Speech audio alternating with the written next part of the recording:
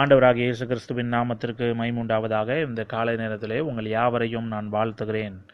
வேறொரு இயேசு, வேறொரு ஆவி, வேறொரு சுவிசேஷம் என்ற தலைப்பிலே கடந்த 8 நாட்களாக நாம் 2 கொரிந்தியர் 11ஆம் அதிகாரம் முதல் 4 வசனத்தின் அடிப்படையிலே பல காரியங்களை தியானித்து வருகிறோம்.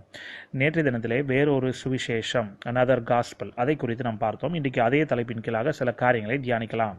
இந்த கடைசி நாட்களிலே நம்மை சுற்றிலும் பல விதமான சுவிசேஷங்கள், உபதேசங்கள், பிரசங்கங்கள் போதிக்கப்படுகிறது. அவைகளை நாம் கேட்கும் பொழுது இது வேதத்தின்படி இருக்கிறதான வார்த்தைகளா, இல்லாவிட்டால் இது மனிதர்களுடைய கற்பனைகளா, மனிதர்களுடைய உபதேசங்களா, இல்லாவிட்டால் இது வேறொரு உபதேசமா என்பதையும் நாம் யோசித்து பார்க்க வேண்டும். உதாரணத்திற்கு சொல்ல வேண்டும் என்று சொன்னால், ஆதி காலத்திலே பலவிதமான உபதேசங்கள் எப்படியா இருந்தது? தேவ பயத்தை குறித்ததான உபதேசங்களாக இருந்தது. ஆனால் இந்த கடைசி நாட்களிலே இந்த ஃபியர் ஆஃப் காட், அந்த தேவ பயத்தை குறித்து அவ்வளவாய் பேசப்படுகிறதை நாம் கேட்க முடியாது. அப்படிப்பட்ட உபதேசங்களை நாம் கேட்பது ரொம்ப அரிது, இல்லவே இல்லை என்று சொல்லிவிட முடியாது. அப்படிப்பட்ட உண்மையான வார்த்தைகளை போதிக்கிறவர்கள் இருக்கத்தான் செய்கிறார்கள். ஆகவே ஆனால் ஒரு காரியத்தை நாம் யோசித்து பார்க்க வேண்டும். தேவ பயத்தை குறித்து பேசப்படுகிற உபதேசங்கள் எல்லாம் வேதத்தின்படி இருக்கிற உபதேசங்கள். தேவ பயத்தை குறைத்து மதிப்பிடுகிற, இல்லாவிட்டால் அதை கண்டு கொள்ளாமல், அதை ஒரு பொருட்டாக எண்ணாமல், வெறும் தேவ அன்பை குறித்து மாத்திரம் பேசப்படுகிற உபதேசங்கள் தான் இன்றைக்கு அநேகமாக இருக்கிறது. உண்மைதான், நம்முடைய தேவன் அன்புள்ளவர், இரக்கமுள்ளவர், கிருபையுள்ளவர். ஆனால் அதே சமயத்திலே நம்முடைய தேவன், அவரை குறித்ததான ஒரு தேவ பயம் நமக்கு இன்றைக்கு இருக்க வேண்டும். தேவ பயம் இல்லாதபடியினால்தான் அநேக கிறிஸ்தவர்களும் இன்றைக்கு துணிகரமான வாழ்க்கை வாழ்ந்து வருகிறார்கள். துணிகரமான வாழ்க்கை என்று சொல்லும் பொழுது நான் வெறும் பாவ காரியங்களை மாத்திரம், மாம்சத்தினுடைய பாவங்கள், மாம்சத்தினுடைய கிரியைகளை மாத்திரம், அதாவது வெளியரங்கமான பாவங்களை மாத்திரம் குறிப்பிடவில்லை, உள்ளத்தின் ஆழத்தில் இருக்கிற பாவங்களையும் சேர்த்து தான் நான் சொல்லுகிறேன். அந்த மாம்சத்தினுடைய கிரியைகளை குறித்து நாம் கலாத்திய நிருபத்திலே நாம் வாசித்தோம். அதில் பொறாமைகள், மார்க்கபேதங்கள், பிரிவினைகள், சண்டைகள், விரோதங்கள், இப்படிப்பட்ட வார்த்தைகள் எல்லாம் வந்தது. அதில் செல்ஃபிஷ் ஆம்பிஷன் அதுவும் அடங்கியிருக்கிறது. சுயநலம், அந்த சுயநலம் சார்ந்த காரியங்கள், இது எல்லாம் கிறிஸ்துவின் சரீரமாகிய சபைகளுக்குள்ளாக, விசுவாசிகளுடைய வாழ்க்கையில், இருதயத்தில் தான் காணப்படுகிறது. இதற்கு என்ன காரணம்? அவர்களுக்குள்ளாக தேவ பயம் இல்லை. தேவ பயம் இருந்தால் நிச்சயமாக அவர்கள் இப்படி வாழ முடியாது. ஆக இந்த தேவ பயத்தை குறைத்து மதிப்பிடுகிற, அதை குறைத்து பேசுகிற, இல்லாவிட்டால் அதை பற்றி கண்டு கொள்ளாமல் போதிக்கப்படுகிற எந்த உபதேசங்களானாலும் அது வேறொரு உபதேசம். இதை நாம் இன்றைக்கு புரிந்து கொள்ள வேண்டும். அதே போல பரிசுத்தத்தை குறித்து வலியுறுத்தாமல், வெளியரங்கமான வெளிப்புறமான காரியங்களையே பற்றி பேசி, உலக பிரகாரமான காரியங்களை குறித்தே பேசி அவர்கள் பல விதமான உபதேசங்களை இன்றைக்கு பல பேர் போதிக்கிறார்கள்.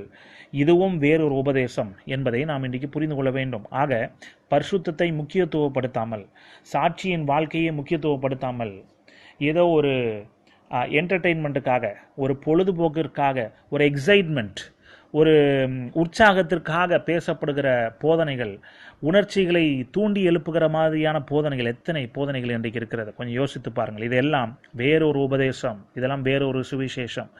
ஆனால் சரியான உபதேசம், வேதத்தின்படி இருக்கிற உபதேசம் நம்மை எதற்கு நேராய் நடத்தும்? பரிசுத்தத்திற்கு நேராய் நடத்தும். நம்முடைய ஆவிக்குரிய வாழ்க்கையை நாம் ஆராய்ந்து பார்ப்பதற்கு நேராய் நம்மை நடத்தும். பக்தி விருத்திக்கு ஏதுவாய் நம்மை நடத்தும். அதை விட்டு இந்த உலக பிரகாரமான காரியங்கள் மேலேயே நம்முடைய கண்களை திசை திருப்புகிற, டைவர்ட் பண்ணுகிற எந்த உபதேசமும் அது வேறொரு உபதேசம். அதை பவுல் இந்த இடத்துல சொல்கிறார். 2 கொரிந்தியர் 11ஆம் அதிகாரத்தில் வாசித்தோமே, அதாவது கிறிஸ்துவை பற்றிய உண்மை நின்று உங்கள் மனது கெடுக்கப்படுமோ என்று, அதிலிருந்து விலகிவிடுமோ என்று நான் பயந்திருக்கிறேன் என்று சொல்கிறாரே. அப்போ த simplicity in Christ, single minded devotion to Jesus Christ, இயேசு கிறிஸ்துவின் மேல் உள்ள நம்முடைய ஏக சிந்தையான அந்த அர்ப்பணிப்பு, அதிலிருந்து நம்மை திசை திருப்புகிற எந்த ஒரு உபதேசமும் அது வேறொரு உபதேசம். இதை நாம் இன்றைக்கு புரிந்து கொள்ள வேண்டும். அதே போல இந்த கடைசி நாட்களிலே நாம் பார்க்க போனால், இருதயத்தினுடைய காரியங்களை விட்டு பல பேர் இன்றைக்கு பலவிதமான பாரம்பரியமான காரியங்களுக்கே முக்கியத்துவம் கொடுத்து அவர்கள் அதையே ஒரு பெரிதாக பேசிக்கொண்டிருப்பார்கள். இதெல்லாம் வேதத்தின்படி இருக்கிற பாரம்பரியங்கள் அல்ல. It is not a biblical tradition.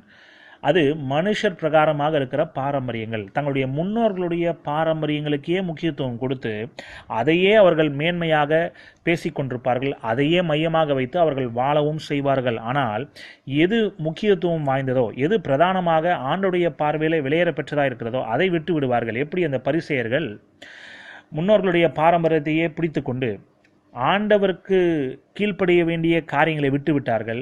ஆண்டவர் என்ன எதிர்பார்க்கிறாரோ அதை விட்டு விட்டார்கள். அதை விட்டுவிட்டு தன்னுடைய முன்னோர்களுடைய பாரம்பரியங்களை அடுத்த காரியங்களையே அவர்கள் கருத்தாய் செய்து வந்தார்களே, அதை தான் ஆண்டவர் கடிந்து கொண்டார். இது நமக்கு நன்றாக தெரியும். ஆக இன்றைக்கு நம்முடைய இருதயத்தை நாம் ஆராய்ந்து பார்க்கிறவர்களாக இருக்க வேண்டும்.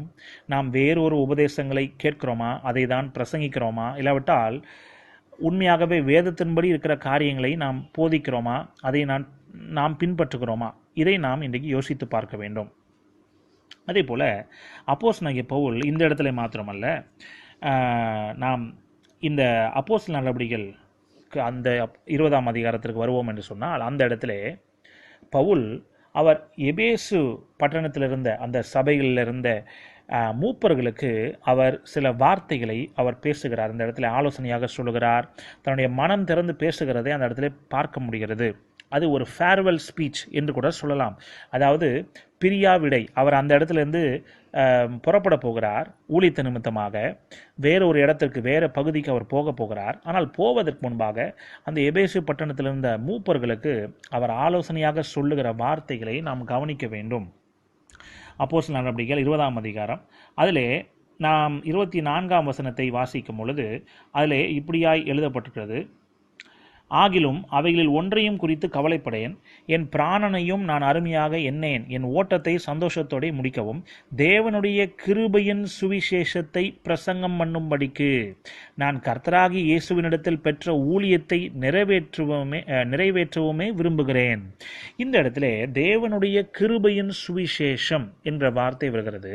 அதை பிரசங்கிக்கும்படியாதான் கர்த்தராகிய இயேசுவினிடத்தில் அப்போஸ்தலனாகிய பவுல் அந்த ஊழியத்தை பெற்றிருக்கிறார். அதை நான் நிறைவேற்ற விரும்புகிறேன் என்று அவர் சொல்லுகிறார். ஆனால் அதை சொல்வதற்கு முன்பாகவும் அதற்கு முந்தின வேத பகுதிகளிலும் அதற்கு பிந்தின வேத பகுதிகளிலும் நாம் வாசிக்க வேண்டும். அப்பொழுதுதான் நமக்கு புரியும். இந்த சுவிசேஷத்திற்கு விரோதமாய் பலவிதமான காரியங்கள் அந்த நாட்களிலேயே நடந்து கொண்டிருந்தது. அதை எச்சரிக்கும் வண்ணமாக தான் பவுல் இந்த வார்த்தைகளை சொல்லுகிறார். அது என்ன வார்த்தைகள், அதை நாளை தினத்திலே நாம் தொடர்ந்து நாம் தியானிக்கலாம். இன்றைக்கு இந்த சிந்தனையோடு நாம் முடிக்கலாம். இன்றைக்கு ஆண்டவருடைய கிருபை நாள் நம்மை நடத்துவாராக. ஆமென்.